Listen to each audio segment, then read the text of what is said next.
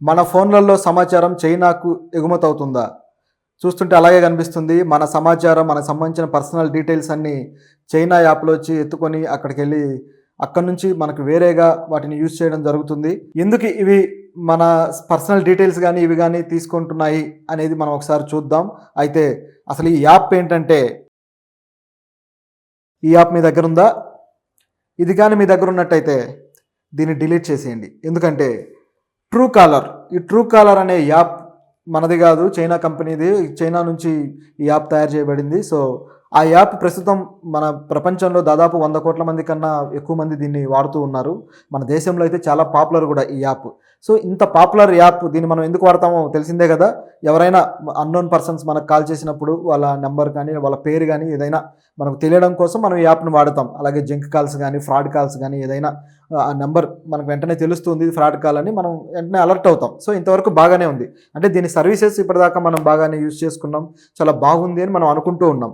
అయితే ఇక్కడ ఒక విషయం ఉందన్నమాట. అదేంటంటే ఈ ట్రూ కాలర్ మన ఇన్ఫర్మేషన్ మొత్తాన్ని తన చేతుల్లోకి తీసుకొని చైనాలోని తన సర్వర్స్కి ట్రాన్స్ఫర్ చేస్తుంది. అక్కడ నుంచి మన ఇన్ఫర్మేషన్ ఎలా మిస్యూజ్ అవుతుంది ఏంటి. అయితే ఈ ట్రూ కాలర్ ఇలా ఎందుకు చేస్తుంది? ఇప్పుడు మనం చాలా చైనా యాప్స్ వాడుతున్నాం. సో ప్రతి యాప్ చైనాదనే కాదు, ప్రతి యాప్ మన మొబైల్లో వేసుకున్నప్పుడు మనం అన్నిటికీ పర్మిషన్లు ఇచ్చేస్తూ ఉంటాం. అలో అని చెప్పేసి అన్నిటికీ పర్మిషన్లు ఇవ్వటం వల్ల సో మన కాంటాక్ట్స్ కావచ్చు, మన పర్సనల్ డీటెయిల్స్ కావచ్చు, మన ఫోన్లో ఉన్న ఎవ్రీథింగ్ వాటికి యాక్సెస్ వెళ్ళిపోతుంది. సో తద్వారా వాళ్ళు మన ఇన్ఫర్మేషన్ మొత్తాన్ని వాళ్ళ చేతుల్లోకి తీసుకునే అవకాశం ఉంది, ఈ యాప్ క్రియేటర్స్ ఎవరైతే ఉన్నారో వాళ్ళు. సో ఆ విధంగా ఇప్పుడు ట్రూ కాలర్ కూడా అదే పని చేసిందనమాట. సో గతం నుంచి కూడా అసలు ఈ ట్రూ కాలర్ ఎలా తన సర్వీసెస్ చేస్తూ ఉందంటే, ఆ టెక్నిక్కే మన ఇన్ఫర్మేషన్ తీసుకోవడం ద్వారా ట్రూ కాలర్ మన ఇన్ఫర్మేషన్ మనం ఎప్పుడైతే దాన్ని ఇన్స్టాల్ చేస్తామో మన ఫోన్లో ఉన్న నెంబర్లన్నింటినీ అది వెంటనే ట్రాక్ చేసి వాటన్నిటిని తీసుకుంటుంది అనమాట ఇన్ఫర్మేషన్ని. సో అందులో మన పేర్లు కావచ్చు, మన డీటెయిల్స్ కావచ్చు, అవన్నీ కూడా దాంట్లోకి వెళ్ళిపోతాయి. ఇట్లా ప్రతి ఒక్కరి ఫోన్ నుంచి కూడా ఇది ఇలాగే చేస్తుంది. ఆ విధంగా మళ్ళీ తిరిగి మన ఇన్ఫర్మేషన్ మనకే ఇస్తూ ఉంటుంది అనమాట. ఇది ట్రూ కాలర్ సర్వీస్ యొక్క పద్ధతి. అయితే దీనికి ఒక సమస్య వచ్చి పడింది అనమాట. అదేంటంటే ఇప్పుడు దీన్ని గుర్తించారు, ట్రూ కాలర్ ఇలా చేస్తుంది అని చెప్పేసి గవర్నమెంట్ గుర్తించింది. సో ఇప్పుడు ఆ సమస్యకు అడ్డుకట్ట చెప్పిందనమాట. ఇప్పటిదాకా మిస్యూజ్ అవుతూ వచ్చింది మన ఇన్ఫర్మేషను చైనా సంస్థల వల్ల, ఇక ఇలా జరగడానికి వీల్లేదు. సో దీన్ని ఆపేయండి అని చెప్పేసి మన సెంట్రల్ గవర్నమెంట్ దీన్ని బ్యాన్ చేయడం జరిగింది. బ్యాన్ చేశారు. ఈ రోజు నుంచి 15వ తారీఖు నుంచి మనకు కొత్తగా వేరే సర్వీస్ రాబోతుంది. సో మీరు ఒకసారి చెక్ చేసుకోండి ఆ వేరే సర్వీస్ ఏంటి అని. ట్రూ కాలర్ ఇచ్చే సర్వీసెస్ లాగానే ఆ సర్వీసెస్ కూడా ఉండబోతున్నాయి. అది మన దేశీయ సర్వీస్.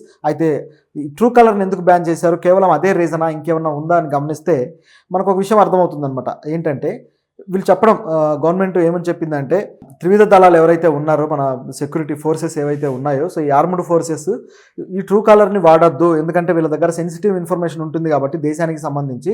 సో ఈ ఇన్ఫర్మేషన్ లీక్ అయ్యే అవకాశం ఉంది. ఏదైనా సరే ఇప్పుడు చైనా మనకు ఎలాంటి తలనొప్పి తెచ్చిపెడుతుందో తెలిసిందే.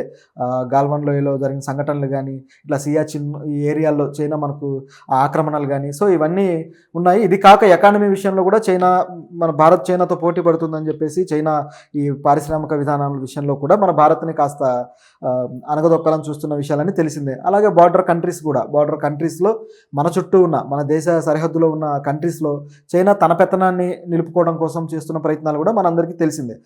చైనా లైక్ పాకిస్తాన్ కావచ్చు, నేపాల్ కావచ్చు, శ్రీలంక కావచ్చు, ఈ అన్ని దేశాలకి సో వీటన్నిటికీ అప్పులు ఇచ్చేసి వాటిని ఆర్థికంగా లొంగదీసుకొని ఆ విధంగా ఇది ఒక ట్రాప్ లాంటిది. దీని గురించి మనం తర్వాత మాట్లాడుకుందాం. సో ఈ విధంగా చేస్తూ వస్తుంది కదా చైనా. ఈ పద్ధతి వల్ల ఇండియాని ఏ విధంగా దెబ్బ కొట్టాలి అని ఆలోచించి ఇట్లాంటి చైనా యాప్స్ నుంచి ఇన్ఫర్మేషన్లు కానీ ఇలాంటివన్నీ కూడా చైనా తీసుకోవడం జరుగుతుంది. సో ఇది మిస్యూజ్ అయ్యే అవకాశం ఉంది కాబట్టి వీటిని ఆపేయండి అని గవర్నమెంట్ చెప్పిందనమాట.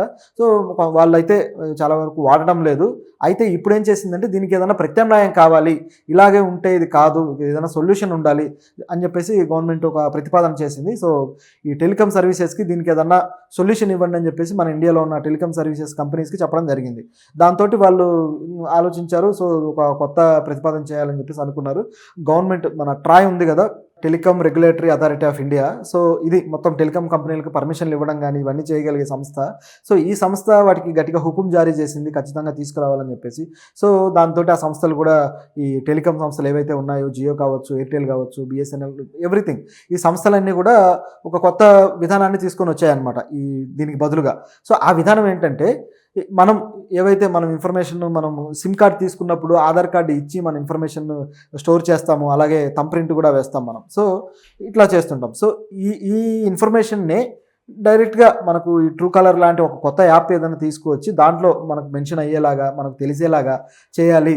లేదా కాలర్స్ కాల్ చేసినప్పుడు మనకి డైరెక్ట్గా వచ్చేలాగానే, ఎందుకంటే మన టెలికాం సర్వీస్ డైరెక్ట్గా మనకు వాళ్ళ ఇన్ఫర్మేషన్ వాళ్ళ పేరు కానీ, ముఖ్యంగా పేరు ట్రూ కాలర్లో మనం తెలుసుకునేదే పేరు. సో అది పేరు తెలిసేలాగా చేయాలి అని చెప్పేసి ప్రభుత్వం చెప్పడం జరిగింది. సో వీళ్ళు ఆ ప్రయత్నంలో ఉన్నారు. మొత్తానికి ఇవి ముందైతే వ్యతిరేకించారు. ఈ సిద్ధాంతం, ఈ పద్ధతి కరెక్ట్ కాదు, దీనివల్ల మా కస్టమర్స్ ఇన్ఫర్మేషన్ బయటకు వచ్చినట్టు అవుతుంది అన్నట్టుగా ఏదో రియాక్ట్ అయ్యారు. కానీ గవర్నమెంట్ ఒప్పుకోలేదు. చివరికి వాళ్ళు కూడా అంగీకరించాల్సి వచ్చింది. ఇది చాలా మంచి విషయం. సో ఈ విధానం వల్ల కొంతైనా మన ఇన్ఫర్మేషన్, మన ఇండియన్స్ ఇన్ఫర్మేషన్ వేరే దేశాలకి, చైనా లాంటి కంట్రీస్కి కూడా వెళ్లకుండా ఉంటుందన్నమాట. అయితే ఇలాంటి సర్వీసెస్ ఇంతకు ముందు లేవా అంటే వేరే సంస్థల నుంచి కూడా ఉన్నాయి. ఇప్పుడు నిజానికి స్మార్ట్ ఫోన్ కంపెనీ శాంసంగ్ ఉంది. శాంసంగ్ కూడా స్మార్ట్ కాల్స్ అని చెప్పేసి ఒకటి తీసుకురావడం జరిగింది. సో శాంసంగ్ డివైస్ ఏదైతే ఉందో మొబైల్, ఆ డివైస్ నుంచి కాల్ చేసిన వాళ్ళకి సంబంధించి మాత్రమే ఆ ఇన్ఫర్మేషన్ తెలుస్తుంది అనమాట. లేకపోతే తెలుసుకునే అవకాశం లేదు. అట్లాగే ఇప్పుడు ఇవి కూడా గూగుల్ కూడా ఒకటి తీసుకొచ్చింది, రివర్స్ లుక్స్ అని చెప్పేసి. దాంట్లో కూడా ఇలాగే కొంత ఇన్ఫర్మేషన్ తెలుస్తుంది. ఇట్లా గూగుల్ ఎవరైతే వాడుతూ ఉంటారో ఆ బ్రౌజింగ్, వీళ్ళందరి ఇన్ఫర్మేషన్ గూగుల్ దగ్గర ఉంటుంది కాబట్టి ఆ కాల్స్ చేసినప్పుడు ఆ పేరు కానీ ఇదంతా ఇవ్వడానికి గూగుల్కి స్కోప్ ఉంది అనే ఉద్దేశంలో వాళ్ళు ఒకటి తీసుకొచ్చారు. కానీ అది ఫెయిల్ అయింది. తర్వాత దాని ఇన్ఫర్మేషన్ ఏమీ లేదు. మరి అది ఏమైంది ఆ యాప్ అనేది కూడా ఎవరికి తెలియదు అనమాట.